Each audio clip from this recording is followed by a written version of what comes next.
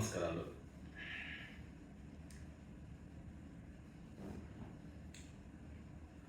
మేము ధ్యానం చేస్తున్నప్పుడు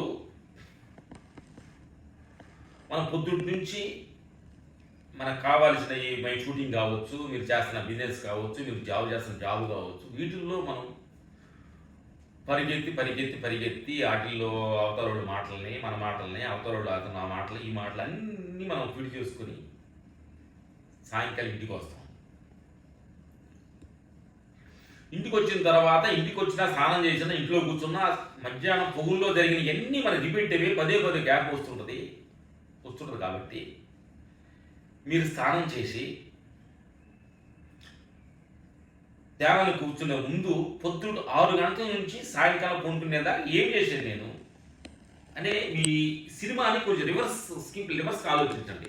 మార్నింగ్ 6 గంటలు లేచాను, కరెక్ట్గా 6 గంటలు లెగుద్దాం అనుకున్నా, 5 గంటలు లెగుద్దాం అనుకున్నాను, ఈరోజు 6 గంటలు లేచాను. అక్కడ చిన్న మిస్టేక్ జరిగింది. ఇట్లా ఈ రోజుకు ఒకసారి మీ జీవితాన్ని మార్నింగ్ లేచిన కానీ ఈవినింగ్ దాకా కొంచెం చేంజెస్ లాగా ఆ సినిమాని కానీ వెనక్కి వేసుకుంటుంటే ఏమేమి దొరుకుతుంది, ఏమేమి మిస్టేక్ జరిగిందని ఒక్కొక్క రోజు ఒక చిన్న మిస్టేక్ సర్దుకుంటూ వెళ్తే డే ఫుల్లో కల్లా దానికి ఒక లెవెల్ తీసుకురావచ్చు.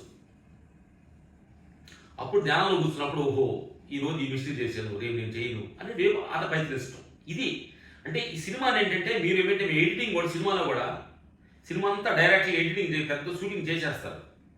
చేసిన తర్వాత ఒక 1 నెల రోజులు కూర్చొని ఇప్పుడు ఈ డైలాగ్ ఎక్కడ ఉండాలి, ఈ డైలాగ్ ఈ సీన్కి ఎక్స్ట్రా మాట్లాడాడే అని డైలాగ్ తీసుకోవటం, ఎడిటింగ్ సీన్ ఎక్కువ తగ్గించుకోవడం, ఇదంతా ఎడిటింగ్ అంటారు. మా సినిమాని ఎడిటింగ్ అంటారు.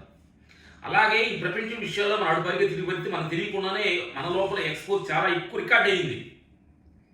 సాయంకాలం మనం ధ్యానంలో కూర్చొని మన సినిమా డైరెక్టర్ ఎడిటింగ్ చేసి ఫిల్మ్ బయట వేస్తున్నట్టుగా మనకు అవసరం లేని ఎడిటింగ్ చేసి బయట వేసేసి మనకి ఏం కావాలో డైరెక్టర్ సినిమా రిలీజ్ చేస్తున్నట్టుగా మనకి ఏం అవసరమో దాన్నే ఉంచుకోవటమే ధ్యానం, జ్ఞానం, సత్యం.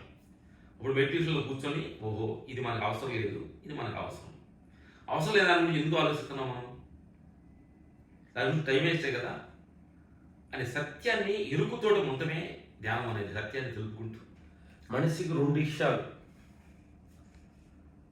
ఆహారం, విహారాలు అంటాము. ఆహారం వల్ల ఈ దేహం తయారవుతుంది, ఆలోచనల వల్ల మనసు తయారవుతుంది. 2 అర్థం చేసుకోండి. ఆహారంతో తయారైన ఈ దేహము, ఆలోచనలతోటి తయారైన మనస్సు. ఆహార నియమాల్లో కంట్రోల్గా అయితే ఈ దేహం కంట్రోల్గా ఉంటుంది. ఆలోచన విషయాల్లో కానీ కొంచెం క్రమబద్ధంగా కానీ కంట్రోల్గా ఉంటే ఆలోచన అనే ఒరవడ తగ్గి న్యూట్రల్ అవుతుంది, మనసుకి శక్తి కూడుతుంది. ఎందుకనంటే ఆలోచనల ప్రభావమే ప్రపంచం. ఆలోచనలు ప్రతిరూపాలే సంసారం, ఆలోచన ప్రతిరూపమే ఈ దేహం, ఆలోచన ప్రతిరూపమే ఈ మూడు. అప్పుడు ప్రపంచంలో ఏదైనా ప్రాబ్లం వచ్చినా, ప్రపంచంలో ఏదో బిజినెస్లోనో ఏదో నీకు ప్రపంచంలో ఏదో ఒక తప్పు మాట ఏదో అన్నా కానీ బాధపడుతున్నామంటే నీ ఆలోచనే ప్రపంచాన్ని సృష్టించింది. ఒక ఐస్ గడ్డ లాగా సృష్టించుకున్నావు దాన్ని. ఐస్ గడ్డ ఎందుకు కడుగుతుంటే నీకు బాధ వస్తుంది. నీ ఆలోచనలే సంసారం ఇదని ఒక గడ్డగా ఊహించుకున్నావు.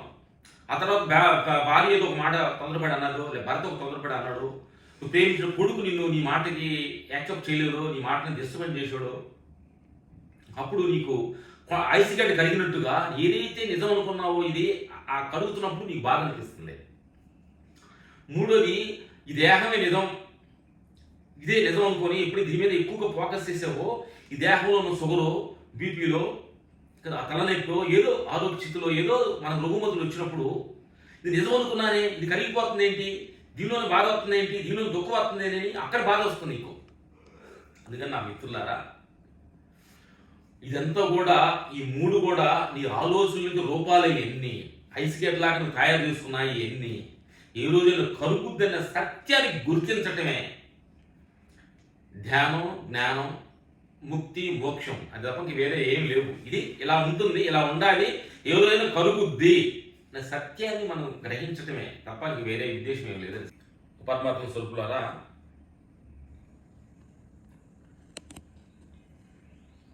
ధ్యానం చేస్తున్నప్పుడు చాలామంది కూడా మాతోటి ధ్యానంలో అనుభవాలు వీళ్ళు పొందుకున్నప్పుడు కూడా ఏదైతే ప్రపంచ విషయాల్లో నీ జీవన ప్రధానం గడుపుతున్నావో, ప్రపంచ విషయాల్లో ఏదో బిజినెస్ చేస్తున్నావో, ప్రపంచ విషయాల్లో లాభ నష్టాల కోసం ఏది పని చేస్తున్నావో, ప్రపంచ విషయాలు ఈ పని చేస్తే నాకేమొస్తుందని ఎక్స్పెక్టేషన్ చేస్తున్నావో, అదే ఎక్స్పెక్టేషన్ మెడిటేషన్ ధ్యానంలో ఎక్స్పెక్టేషన్ చేస్తాను మనుషులు చాలామంది. ప్రపంచం విషయాలు వేరు, ఆత్మస్థితి అనేది వేరుగా రెండుగా మనం విమర్శించుకోవాలి. ఎందుకంటే అదే ఎక్స్పెక్టేషన్ ఏడకొచ్చి ధ్యానంలో కూర్చుంటే నాకు అన్నీ వస్తాయి, ధ్యానంలో కూర్చుంటే అనుకున్నంత జరుగుద్ది, అదేంటే అది ఒక బిజినెస్ మైండ్ లాంటిది. అది బిజినెస్, ప్రపంచ విషయాలను బతకడానికి చేసే బిజినెస్ అది. కానీ ఆత్మస్థితిలో నువ్వెవరో తెలుసుకునే స్థితి ఇది బిజినెస్ కాదు. అందుకని ధ్యానంలో కూర్చున్నప్పుడు మీరు ఇలాంటి ఏమి ఎక్స్పెక్టేషన్ చేయకూడదు. ఇది బిజినెస్ మైండ్. బిజినెస్ మైండ్ అనేది ఇక్కడ ఆత్మస్థితిలో రాకూడదు. నీ తెలివితేటల్ని, నీ బిజినెస్ మైండ్ని, నేనే భావాన్ని మొత్తం మడిసి ఆ బ్యాగ్లో పెట్టి పక్కన పెట్టి ధ్యానం కూర్చునే ముందు అసలు ఏమి నేను కాను, అసలు ఏ గురు నేను లేను, ఇదంతా అనిత్యమే అనే భావనలో ఎప్పుడైతే నువ్వు ధ్యానంలో కూర్చున్నావో అప్పుడు నీ మనస్సు కుదటపడుతుంది తప్ప ఎన్నో కోరికలు ఆశలు పెట్టుకొని వచ్చి ధ్యానంలో కూర్చుంటే పదే అయ్యే నీకు ప్రిపేర్ అయిపోయి నిన్ను డిస్టర్బెన్స్ చేసి ధ్యానంలో ఎన్ని సంవత్సరాలు నువ్వు ధ్యానం చేసినా కానీ ఎక్కడేసిన బొంగడ అక్కడే ఉంటుంది అంటారు చూడు, అక్కడే ఉంటారు తప్ప నా మిత్రులారా. అందుకని ఎన్ని ప్రపంచ విషయాలు, సంసార విషయాలు, ఈ దేహ విషయాలు ఎన్ని పక్కన పెట్టేసి ఈ మూడు నేను కాదు అనే భావనలో ఎప్పుడైతే మనం స్థిరంగా కూర్చుంటామో అదే ఆత్మస్థితి, అదే నిజమైన స్థితి అని సత్యాన్ని సందర్భం చెప్పండి. పరమాత్మ స్వరూపులారా, మేము విపాసనకి వెళ్ళినప్పుడు ఫస్ట్ అనుభవం అనిపించింది, మాకు గొప్ప అనుభవం మా లోపల పారాటన అయింది. సినిమా గురించి మీకు చెబుతాము. సినిమాలో థియేటర్కి వెళ్ళినప్పుడు మనిషి ఫోకస్ తెర మీద పడుతుంది. తెర మీద పడ్డప్పుడు తెర లోపల ఫైటింగ్ సీన్స్, ఎమోషనల్ సీన్లు, డ్యాన్స్లు, కామెడీ మీకు కనపడుతుంది. ప్రేక్షకుడు చేతిలో ఉంటాడు. తెరలో జరుగుతున్నది ప్రేక్షకుడికి సంబంధం లేదు. తెరలో జరిగే సిచ్యువేషన్ చూసే ఎమోషనల్ అవుతాడు, తెరలో సిచ్యువేషన్ చూసే సూపర్గా ఉంది అంటాడు, నవ్వుతాడు, యాక్ట్ చేస్తుంటాడు. ఇప్పుడు మాకు అనిపించింది ఎన్నాళ్ళు తెరను చూసే మనం ఎంజాయ్ చేస్తుంటాము, తెరను చూసే క్లాప్స్ కొడుతుంటాము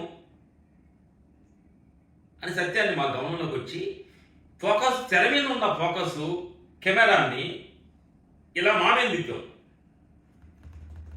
ఆ ఫోకస్ని మీ మీద తిప్పుకోండి.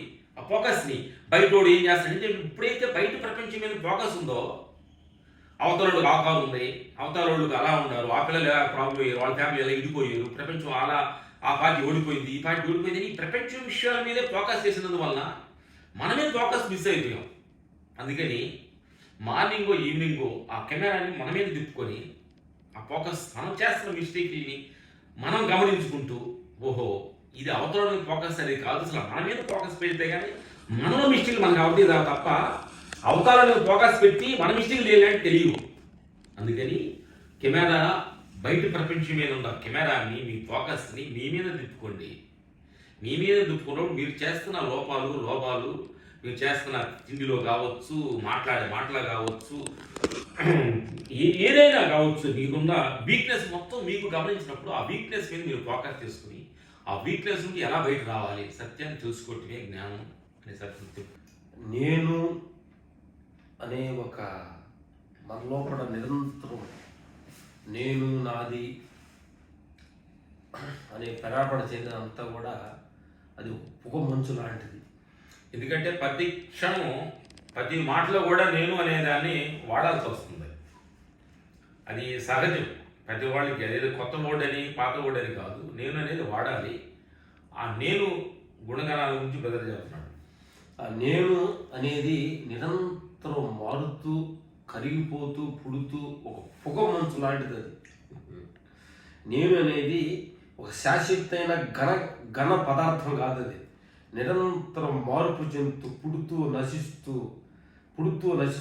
నడుస్తుండే నేనే ఒక భావన. ఆ నేననేది నువ్వు శాశ్వతంగా ఉండాలనుకోవటమే దుఃఖం. నేననేది నిజం అనుకోవటమే బాధ దుఃఖం. తర్వాత ఈ నేనైనా ఒక విషయం, ఏ విషయం మీద నువ్వు ఫోకస్ చేసినా ఆ ఫోకస్ వల్లే నీకు రాగం వస్తుంది. అంటే ఫోకస్ నుంచి దాన్ని తప్పించుకోవాలనుకోవటమే దేశం అవుతుంది. కాబట్టి నేను అనేది నిరంతరం మారుతూ ఉండే ఒక వస్తువు అనుకొని ప్రతి వాళ్ళు గమనించమని కోరుతున్నాను. Thank you.